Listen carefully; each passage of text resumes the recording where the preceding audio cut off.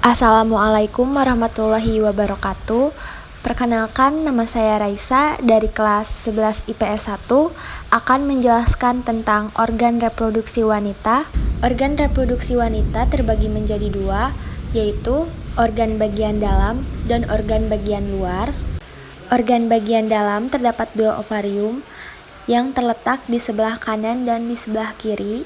Fungsinya untuk menghasilkan ovum dan menghasilkan hormon pada wanita, yaitu hormon estrogen dan progesteron. Yang kedua ada infundibulum, yang tugasnya untuk menangkap ovum yang keluar dari ovarium ketika ovulasi. Ovulasi ini proses lepasnya ovum setiap 1 bulan lalu dibawa ke saluran yang bernama tuba Fallopi. Tuba Fallopi ini menghubungkan ovarium dengan rahim dan tempat terjadinya fertilisasi, pertemuan sel sperma dengan sel-sel telur. Kemudian di dalam tuba Fallopi ini, ketika ovum dan sel sperma bertemu, disitulah terjadinya masa subur.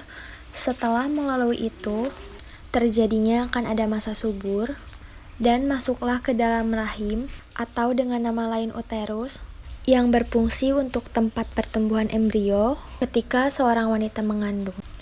Di dalam rahim, atau yang bisa disebut juga sebagai uterus, merupakan organ wanita yang paling kuat dan lentur. Oleh karena itu, ketika wanita hamil, lapisannya akan membesar sampai bentuk ukuran bayi yang terdapat di dalam. Dan ketika wanita tidak hamil, ukurannya akan normal seperti biasanya.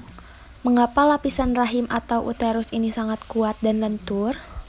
Karena di dalamnya ada lapisan endometrium, atau yang dapat disebut juga sebagai dinding rahim. Di dalam lingkaran itu merupakan tempat pertumbuhan bayi setelah melalui masa suburnya. Selanjutnya ada endometrium. Di dalam rahim ada dinding rahim yang berfungsi menebal ketika proses kehamilan dan tempat tertanamnya zigot. Dan yang terakhir ada serviks, atau dapat disebut juga dengan vagina. Itu adalah bagian bawah rahim yang terhubung ke vagina. Dan untuk yang kedua, ada organ bagian luar. Pertama, terdiri dari lubang vulva. Yang kedua, kemudian ada labia atau labium, yang terdiri dari mayora bibir besar dan minora bibir kecil, yang fungsinya sama-sama melindungi lubang vulva. Dan yang ketiga ada klitoris, fungsinya sebagai organ erektil. Dan sekian yang dapat saya sampaikan, mohon maaf apabila ada kesalahan.